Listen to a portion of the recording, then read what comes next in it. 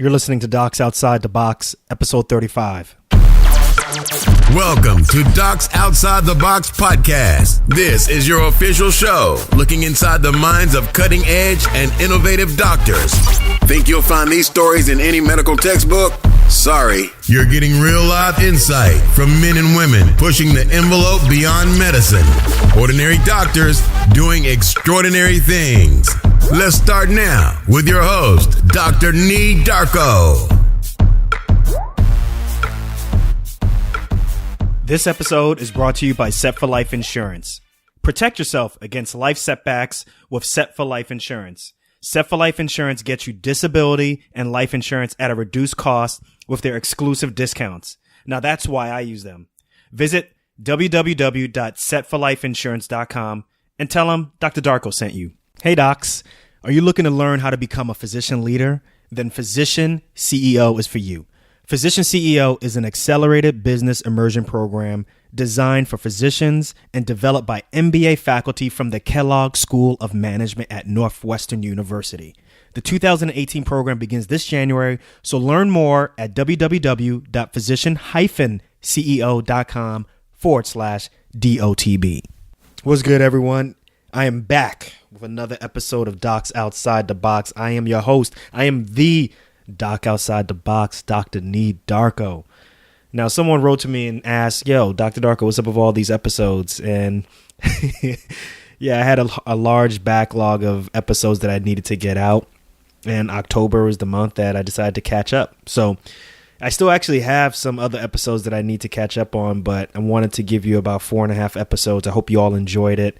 I had a good time recording them all, and looks like based off of the download numbers, you all are loving them also. So before we get into our next episode, I quickly want to read another 5-star review off of Apple Podcasts. Once again, everyone, please, like I said, whether you listen to my podcast, whether you listen to someone else's podcast, the best way to thank that person, the best way to show your appreciation, the best way to show that you really like a podcast is to go out there and leave a review on Apple Podcasts. It really helps the show to grow, really helps the show to become that much more visible to new listeners. And, you know, when it goes up the rankings, you can, you have a larger cachet. You can get more guests and different type of guests. So please continue to leave your reviews. But this review is left by Dr. Lita Powell. And its title is Highly Recommend, excuse me. And Dr. Lita Powell says, I recommend this podcast to everyone out there, both medical and non-medical. The things that you learn from this podcast are invaluable, especially as a resident to see how others, quote unquote, live outside the box. It has definitely opened my eyes to think outside of our normal day-to-day busy lifestyles of physicians to create paths and opportunities that may not seem possible. I look forward to more episodes. That's what's up, Dr. Lita Powell. You're the 5-star review of this episode. Thank you very much. I really appreciate it. So my next guest is an old friend of mine, Dr. Shanika Scarborough. She is author of the book Lunchtime Physician Entrepreneur, an easy blueprint from moving from employee to private practitioner in your spare time. So this book is for all of y'all out there who don't know anything about starting your own medical practice. It, in essence, is a 6-step guide that's going to help doctors get courage, get the know-how to start a private practice and live on your own terms. So as I said earlier, I've known Dr. Shanika Scarborough for some time now, literally for about 12 years now. And we knew each other back since the days of the Student National Medical Association, which is one of the largest student medical groups in medical school. And this was back when I was a region director for Region 2, and she was the region's pre-medical board member, a position where she had to do a lot of outreach to pre-med chapters within the chapter. And I'm telling you right now, Region 2, besides it being the best region in all of SNMA, the Student National Medical Association, it is one of the largest regions. So being in charge of all of the outreach to pre-meds in this region is not an easy task. We're talking about the states of Minnesota, Illinois, Missouri, Nebraska. I mean, I could keep going. It's basically in the entire Midwest. But she did an amazing job. And after that stint, after she finished her medical school, which she got her MD at the University of Illinois, Chicago, she went on and did her family residency at the Christ Advocate Medical Center.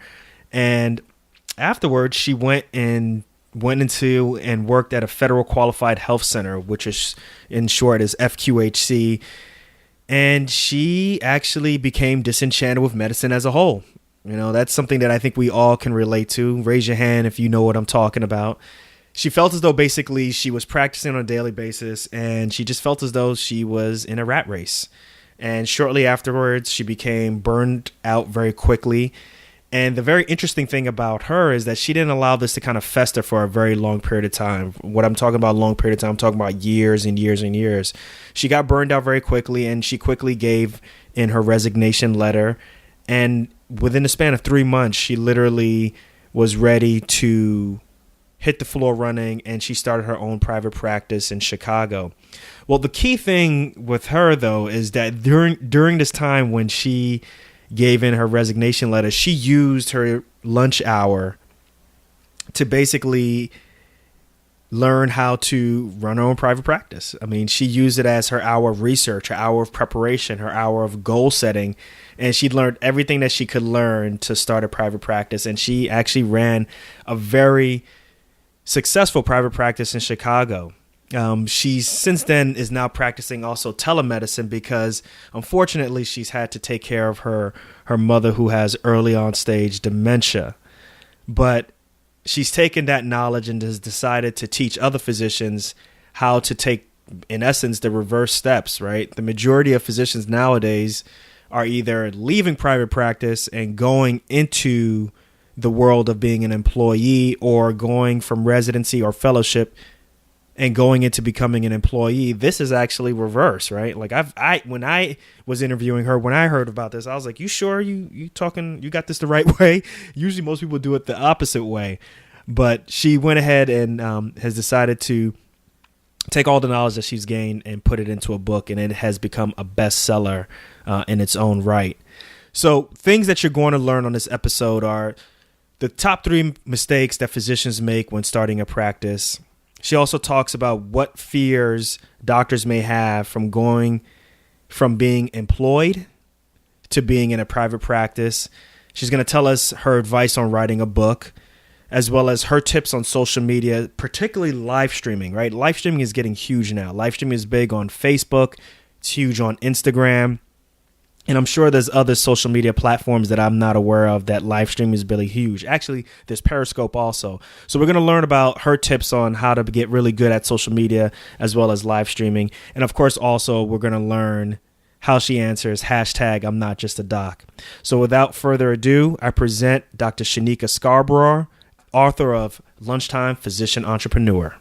Oh, one last thing, listeners. I got to apologize to you. You're definitely going to notice from the beginning of this episode, the quality is definitely degraded compared to the previous episodes. I realized afterwards, after recording this great episode, that actually my laptop's microphone was recording and not my ATR 2100.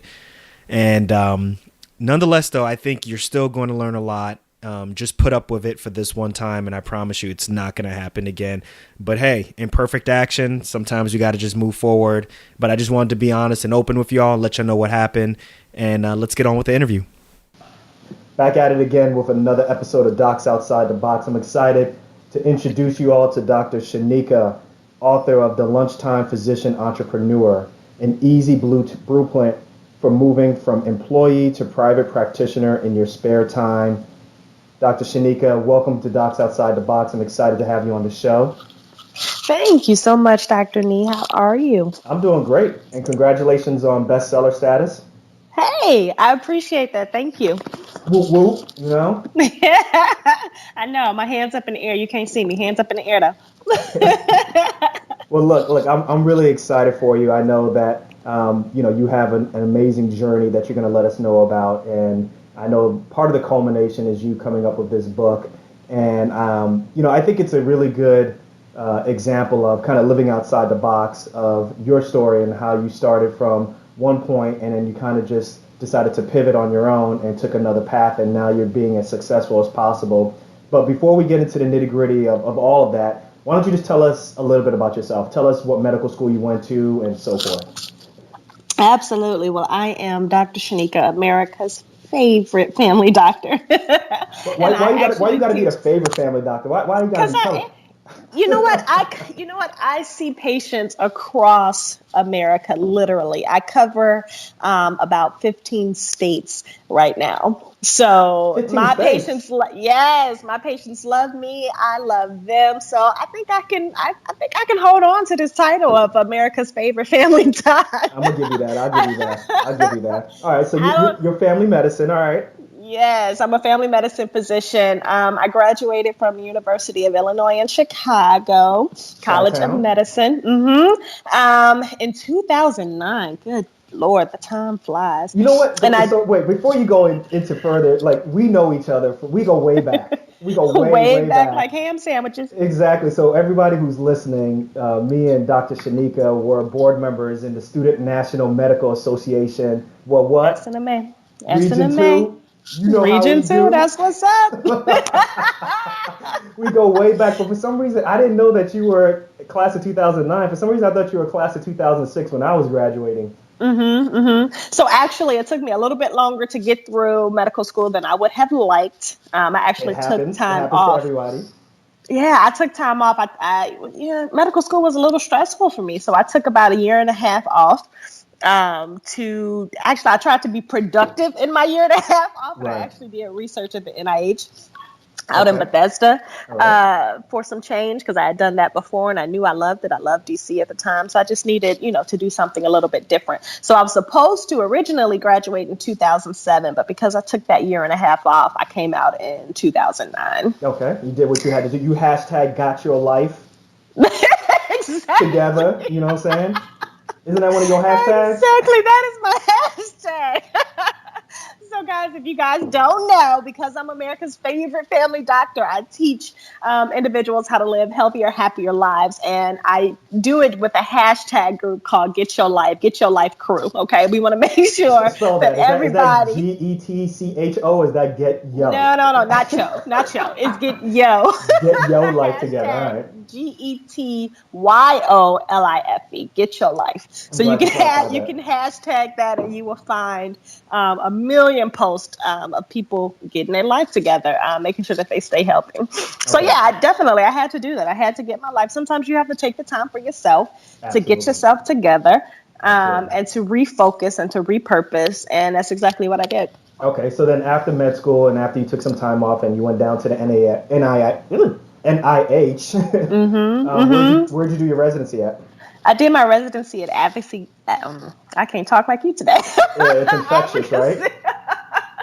Christ Advocate Medical Center out in Oak Lawn in Illinois. I did the family practice residency there, came out in 2012. And I went to go work my first job, just as most residents do, fresh out of residency.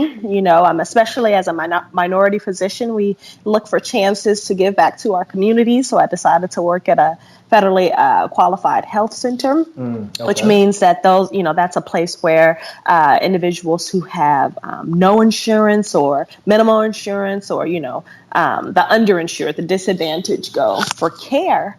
And I did that for a year before I branched out and went on this entrepreneurial path that's got me to where I am today. Okay, so are you still practicing medicine right now? I am, but I'm doing it in a different way. Okay. Back in 2000. Yeah, don't be teasing us. Let us know what happened. So back in 2009-ish, right when I graduated from medical school, I actually had to start taking care of my mother, who has dementia. And she had just, during medical school, she was showing signs of early dementia in her late 40s. So that was a very really early, isn't it? Super early. Come to find out, she had Lewy body dementia, so it presents itself a little bit earlier than, say, Alzheimer's. So back in 2009, I actually started taking care of her full time. And my mother now is at the point where she needs 24-hour care. So I actually decided to take a position working from home. Not many people know that you can do this, but I do telemedicine. So I talk to patients via their mobile device, via their telephone, so I can stay home and take care of my mom. So yes, I still practice medicine. No, I am not laying my hands or stethoscopes on anyone at this moment.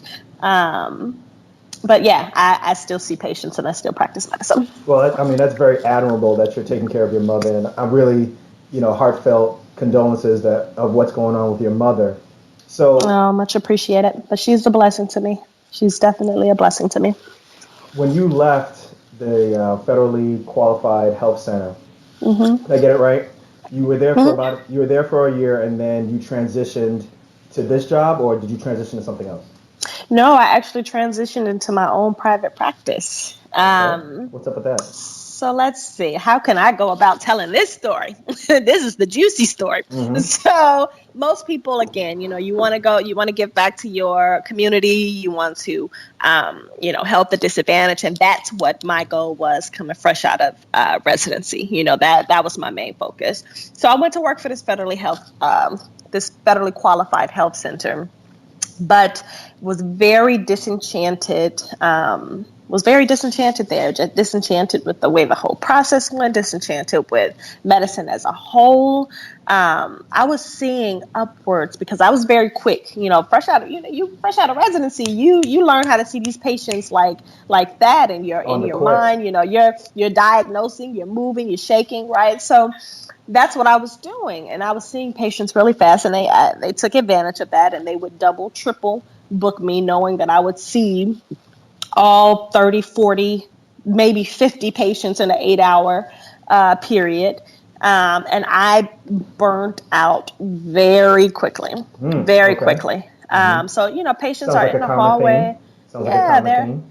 They're in the waiting room. They're waiting for 2-3 hours to see you. They get in to come see you. They have 5 to 7 minutes, to be seen. And, they're completely frustrated because they've been waiting forever to see you, right? And you're in the back. You're working your butt off. You're constantly seeing patients. You're thinking everything's gravy until they get to you and, almost fuss at you because you've been, quote unquote, so slow getting to them. So they're just, that entire environment was very negative. It was very stressful. And 9 months in, I knew it wasn't for me. So I gave my letter of resignation. I actually, the reason why, and how that even happened, I'm usually very chipper. If you can tell by my personality, Yeah, I'm you always always bring the energy. I can't front. You always bring the always energy. upbeat. And one day I got to my computer, ready to check in for the day, and just completely burst into tears. Okay, just boo, that ugly cry me. I did my best, cry. I did my best. That good ugly cry at my computer, and I knew then it was time to go. So that next day I put in my my letter of resignation, and we had to give a 3 months notice. So in that 3 months, I had to formulate a plan for what was next because I knew I didn't want to work. So you didn't even think about it before. You just, at that day, that emotion, you wrote that letter and you was out. That was it. I was out. Wow. I was out. And I had 3 months to get it together. To get my life. Right. Hashtag get my life. So how did that go over with other people? Because look, this is your first year out as an attending. You're making, a lot more than what you were making as a resident. Definitely. But a lot less than what most physicians were making, period. Okay. Because I was working at that federally qualified health center. Okay, so he's working for the government. Well, you're technically not really working for the government, but okay, so you're making But less. they receive government funds. Okay, so how did that go over with colleagues, friends, when you said, look, I'm out? How did that go? They thought I was nuts. Did you have second thoughts? Absolutely. You always have second thoughts. You always have doubts. I'm very spiritual. I'm a Christian. So I try and listen to what God tells me. And during that time, I was a fairly new Christian, just really starting to discover my faith. So when I would hear things, when things would drop into my spirit, I was still questioning, like, yeah, what? Are you serious? Really do that? So I wasn't as keen as to listening to that spirit before. So I'm definitely questioning. I'm definitely like, is this what I'm supposed to do? Is this right? And then God started opening doors for me. That's when I knew things were as they should be. When things are the way they're supposed to be, those doors will definitely open for you. Okay. You start to have some truly divine connections, for lack of a better word. So for those 3 months, you're trying to figure out your life. You're getting messages, whether it's subliminal, whether it's supernatural. You're getting these messages. Why go into private practice? Did you ever consider doing like locums or just being employed by a hospital? Take us through that thought process and how you ended up choosing private practice and what type of private practice it was. Sure. So I decided that I wanted to practice medicine on my own terms. I have the type of personality where I have to run things. That's just who I am. And I can't. I have an issue with working for someone else's dreams, building someone else's dreams. That's just me. I've always been purposed that way. Why not locums? So interestingly enough, it doesn't have to be locums, but like why not like urgent care or something like that? No, most people don't think like I'm going to go back into practicing on my own, or they don't even have the confidence to even think about that. And I think it's really fascinating how you came up with that thought process. To be honest, it had to be just divinely made. It was something in me that said I need to practice medicine how I want to practice medicine. I knew that I did not want patients waiting forever to see me. I knew that I wanted to create an environment that was open, that was warm, that was fresh, that was individualized. I wanted to give individualized care. I knew that patients deserved more, right? And I deserved more as a physician. As a provider, I wanted it to be a rewarding experience. And that's exactly what it was for me. So when I was planning out those 3 months, so the reason why the book is called The Lunchtime Physician Entrepreneur is because on my lunch period, every day for those 3 months, I was learning, right? I was gathering information. I was taking random business boot camp courses. I was, doing everything that I could in those 3 months during my little lunch hour, trying to figure out how to make this business run and how to make it successful. So when I gave my 3 months notice, and even when I was done in August of 2013, and I opened my doors in October of 2013. So I didn't waste any time to get going because this was my livelihood, right? So this is like a mom and pop, like hang up a shingle type of practice? No, absolutely not. I had a private practice in guys, I love this building. Okay, this building in Chicago was like an old historic bank. Okay, so beautiful bank. They actually filmed one of the Al Capone movies. Okay, in this bank. So it gave the private practice a very different feel. It was very warm. It was very welcoming. If you walked into my office doors, the colors were very warm. If you could smell lavender, incense. You would get inspirational quotes when you walked into my door. Like, it was that type of environment. So no real, mom and pop. I was ready. I was ready to go. I had my receptionist at the front desk. I had my medical assistant working for me, and it was just me running 2 rooms in my office. And it was absolutely amazing. There's no experience for me like it. Okay, so since you've been running this on your own, or you went through that process of doing the research, do you know, or can you say, like, what are some of the top 3 mistakes that you think physicians right now make when they're starting their own private practices? One of the top 3. Okay, so the first one is not getting the word out. When I opened up my practice, I spoke to everyone about my practice. I was on social media.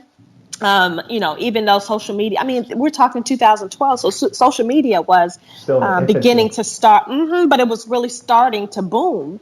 At that time, you had more reach in reaching people. I would do health events, to get the word out to patients that I was open and ready for practice. The one thing that I wish that I would have done or would have had was a storefront practice, my practice was, like I said, in this bank building. So you couldn't tell from the outside that I was open and ready for business, right? You couldn't drive past it and see my sign, right? So that's one thing that I would say for sure. If you're especially starting out, you want to be able to have walk-in patients come in to see you without even knowing, without having seen an advertisement. So I spent a lot of money initially on marketing, right? Okay. Because I didn't have a storefront to have patients be able to walk in. The second thing people, I think, mistake when they're starting their practice is actually spending more than they have. So when I started my practice, before I even opened up my doors, I didn't, and this is an important point, I didn't have a bank to give me a loan. Right? I didn't have investors knocking down at my door saying, Dr. Shanika, we want you to start this medical practice. Here's this money. Go for it. Get what you need. No, my practice literally started from scratch, from the bare minimums, right? So in order for me to make money, in order for me to build up capital, I actually did some of those locum tenens jobs, right? I worked part-time doing these other odd physician jobs, whether it was working for an insurance company, doing home visits, whatever the case may be. But then I also built my practice starting with my patients doing home visits. So I started my core patients before I even opened up a brick and mortar were home visit patients, elderly patients who couldn't get out of the house, or disabled patients who couldn't get out of the house to go see their physician. So I had already began building my practice before I even opened my doors. So that's an old business trick. You let your services drive your business. You don't drive your business trying to push your services. Does that make sense? That makes sense. So that's another thing. People go and they purchase all of these things, and they spend all of this money without having one client, whether it's a medical practice or whether it's a business. You haven't sold one product, you haven't sold one service, but yet you went and bought the $2,000 machine that's going to do X, Y. You know what I mean? So you have to scale back. That's an important business lesson. Keep your expenses low. Right? Okay. Stay on budget. So that you can keep your revenue high. Absolutely. So just like personal finance, you should be budgeting. That same concept applies to business also. Absolutely. And you and your wife are the queen and king of budgeting. I love it. You know it. So for those who are listening, we have an alternative ego. Check us out on Keeping Up with the Darkos, where we're trying to pay off so much debt.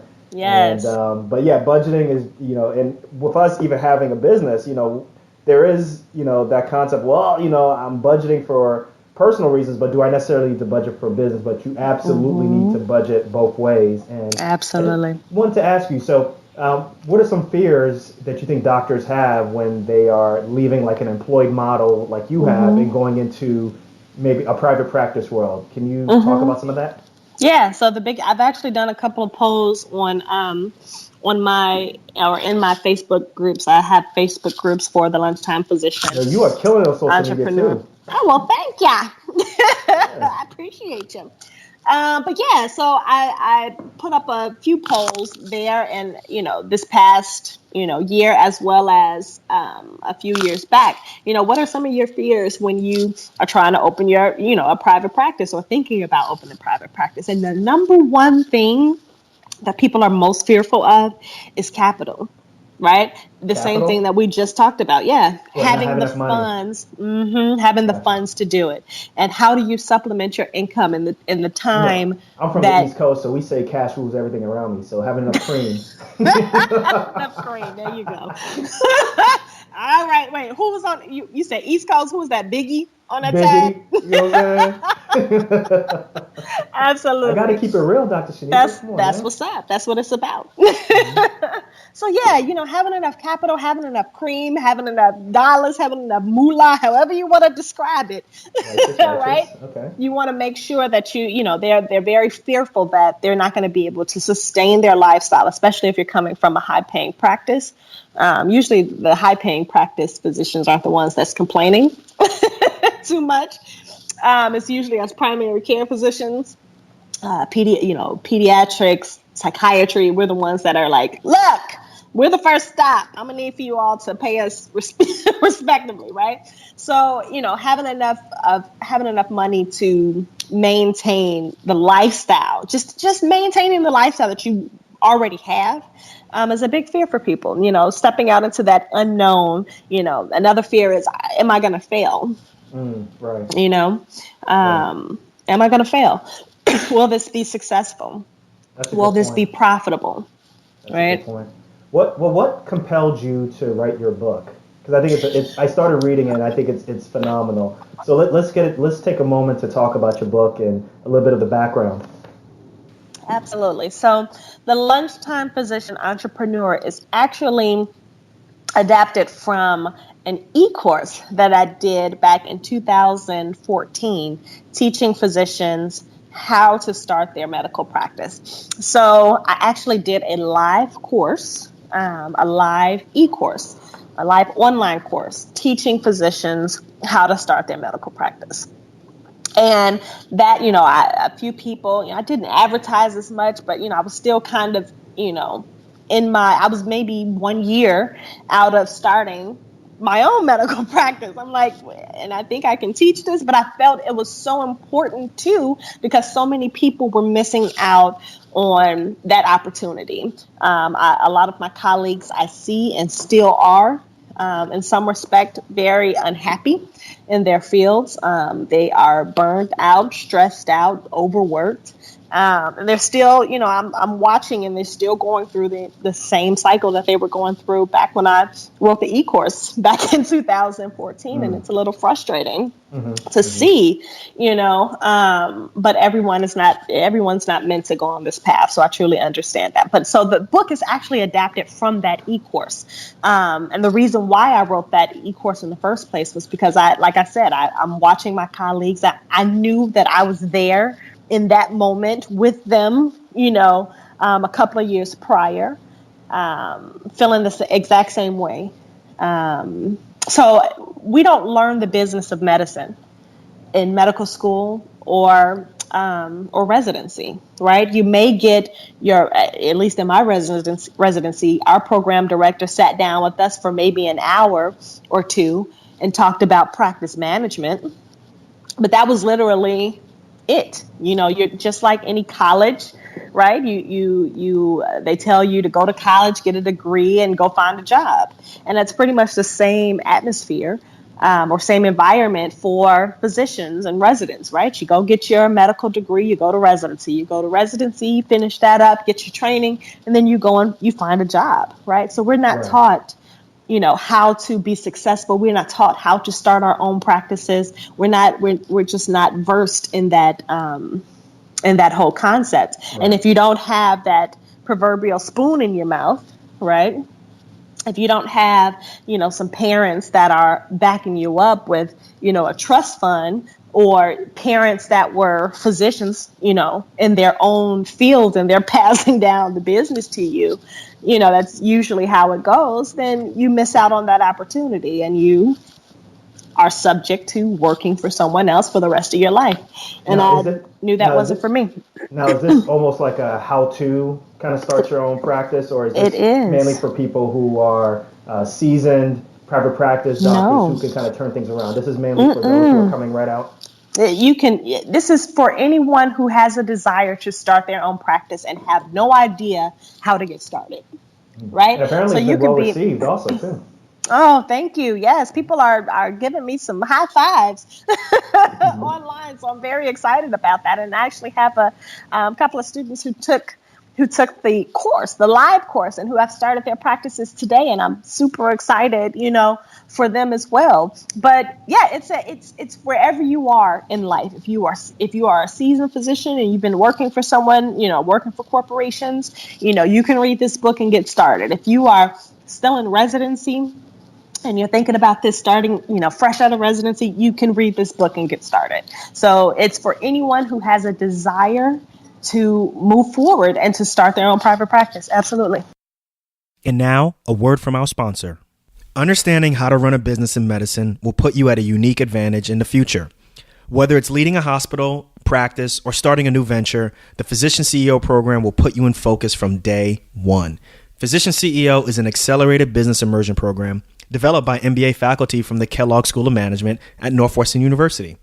The Physician CEO program provides an intensive MBA-style education made up of modules, with each module covering topics from leadership to entrepreneurial ventures. Because of their individualized structure, each participant leaves the program with their 1, 3, and even 5-year business plan, all designed to function in the real world. If you're a physician who is looking to start your own venture, lead your practice or department, or even start planning for succession out of medicine, then you can't afford to miss this opportunity.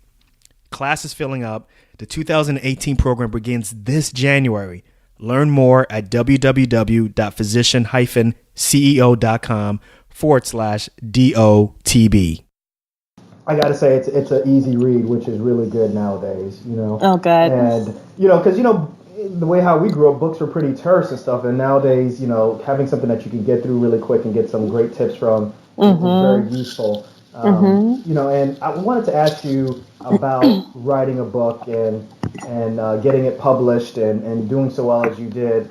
Do you have any pieces of advice that you can give to the audience? Because a lot of people are considering writing a book, or a lot of people even think that writing a book may be old now that we're in the age of social media. So take us through the process. Give us some advice. What are some things that the audience members can take with them in terms of writing a book and getting it out? Absolutely. So interestingly enough, I first got an inkling to write a book almost 6 years ago. So I'm actually just finishing this year the book that I was trying to write 6 years ago. It literally took me 6 years to write. Okay. But in that time, I took a course called The Medical Mogul. Shout out to Dr. Dre. And he took us through the process of writing a book. So in the 6 months or the 10 months that I was in this program, I wrote 4 books. Are you serious? 4 books that are going to, that have been released or will be released by 2018. So the whole process of writing was completely foreign to me. Like I said, it took 6 years for me to write this one particular book that's going to come out in 2018. But once you get in your head an idea of what you want to write, there's a process that you can do to write it. And the biggest thing to do is to actually sit down and write it, period. Right? Because we get in this place where we don't even want to write. We have an idea, but we live in not only writer's block, but we live in a society where we want instant gratification, right? So to actually sit down and write out words is a little kind of mundane for those of us who live lives that are quick paced and we want to get to moving, right? So I always recommend, and I'm teaching a group of women right now how to write. We're actually coming out with a book this year, an anthology. So I'm teaching them, some skills as far as writing, and just taking a half an hour a day to just sit down and just write goes a very long way. And that goes with anything. That goes with working on your business. That goes with working on your social media accounts. If you just take a half an hour a day to get it done, it will fly by, and you would be surprised at how much you'll get done. So just half an hour, write down anything that comes to mind related to that book. So Absolutely. I guess what you're saying is the longer you go, the more likely your mind is going to drift off, or you'll get writer's block. So 30 minutes. Okay, so 30 minutes a day. I can do that. I think the audience members can do that. What else can you recommend? I know you don't want to spill the bag on what you teach other people, but give us some goodies, because absolutely. Because I want to write a book eventually. So yeah, writing an outline is going to be important as well. So if you that should be the first thing that you do, is write out your outline, the things that you want to talk about. And it doesn't have to be extensive, right? A book doesn't have to be 50 chapters, right? If you read The Lunchtime Physician Entrepreneur, it's 6 chapters, but it's 6 impactful chapters that you can actually take action on and do, right? So a book doesn't have to be that long. So go ahead and write out your outline of things that you want to cover, and that'll get you started as well.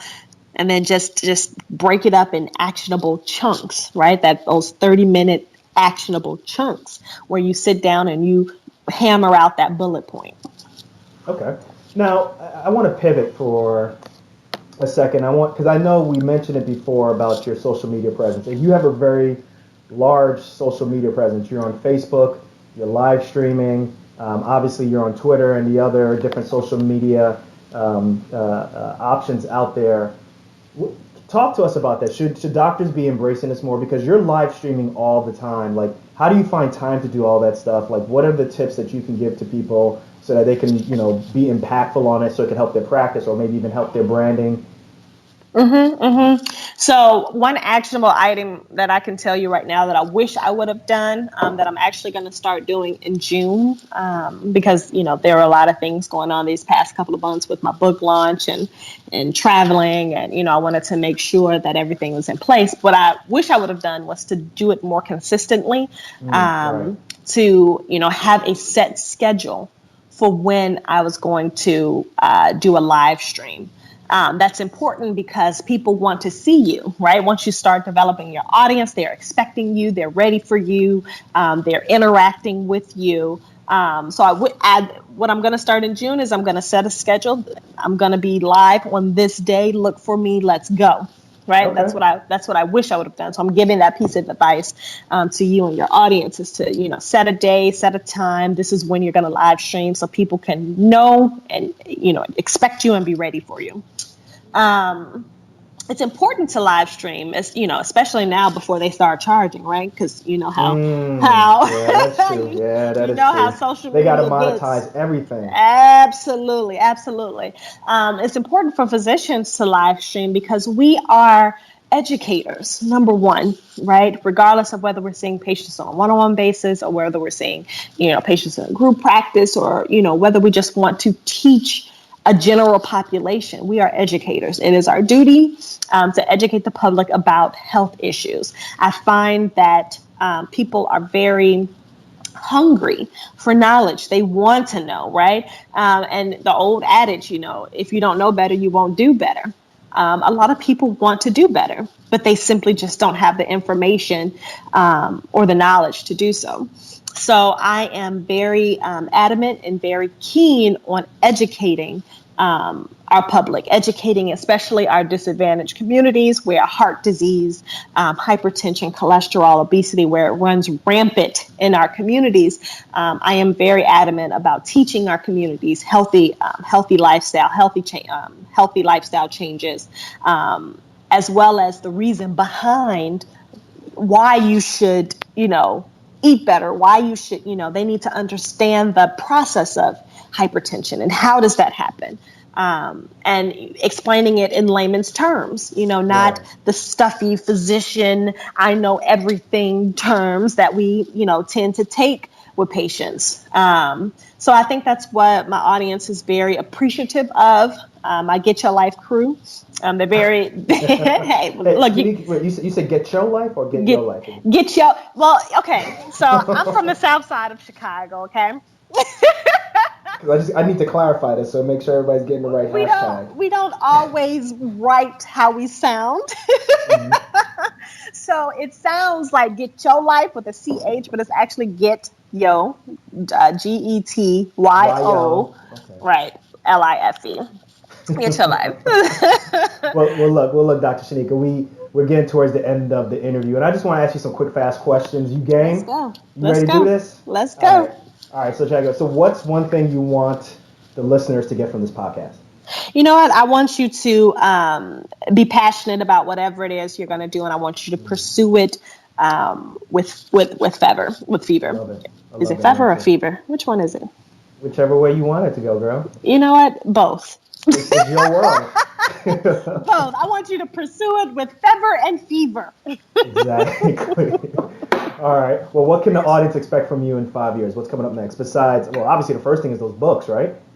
Absolutely. So you'll have 4 books to choose from. Prayerfully, they will all be best-selling. The first 2 have been The Making of a Medical Mogul with Dr. Dre and 21 other physicians, medical mogul physicians, on how to be, or how we became medical moguls, and also the Lunchtime Physician Entrepreneur, the anthology that we're doing with the Overcomers Women's Group, as well as a personal, almost biography book that will be coming out in 2018. So prayerfully, those will all be best-selling books. Hopefully you will see me in media teaching other physicians. I want to make this a phenomenon, teaching other physicians how to start their own private practice. Prayerfully, I will have scholarships that I'm able to give, seed money that I'm able to give physicians to get them started, because we're in a different health climate, right? Man, girl. We are in a different health climate, and I think physicians need to take back the autonomy. We need to take back being able to practice on our own terms.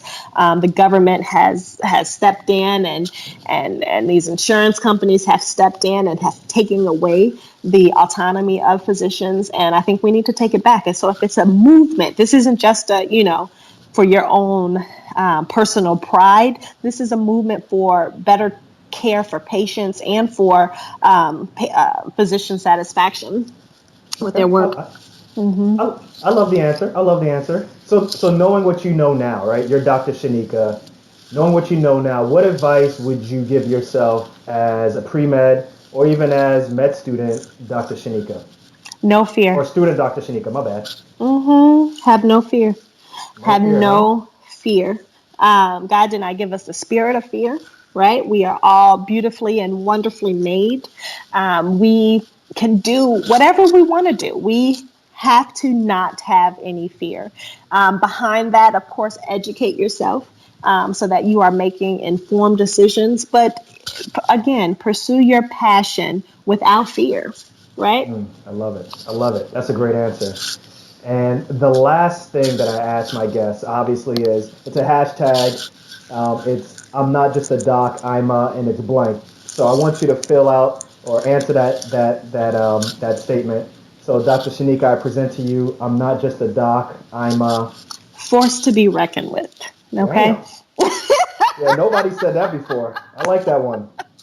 I am a force to be reckoned with. I am coming for what is mine. And I want to make sure that I'm spreading the knowledge, right? So when you start educating others on how to be better, regardless of what you're teaching, whether I'm teaching physicians how to start their own practice, whether I'm teaching individuals how to live healthier, happier lives, whether I'm empowering or uplifting other people to do greater things. Once you have knowledge, knowledge is power, and Absolutely. you are unstoppable with that power. So again, I am a force to be reckoned with. I am coming for what is mine, and I am bringing along as many people as I can. And I think that's a great answer. And I just want to acknowledge you for what you're doing. I've seen your journey, all the way from being a medical student to where you're at right now. And I'm really impressed with what you're doing. You have a big heart. I just want to acknowledge you for being a force to be reckoned with and getting what's yours, but also at the same time, taking the concept of reach one, teach one, or did I get it right? Is it teach one, reach one, whatever. Either way, you know what I'm talking about,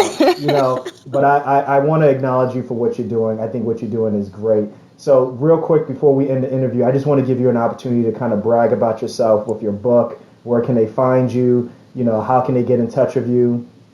The stage is yours, girl.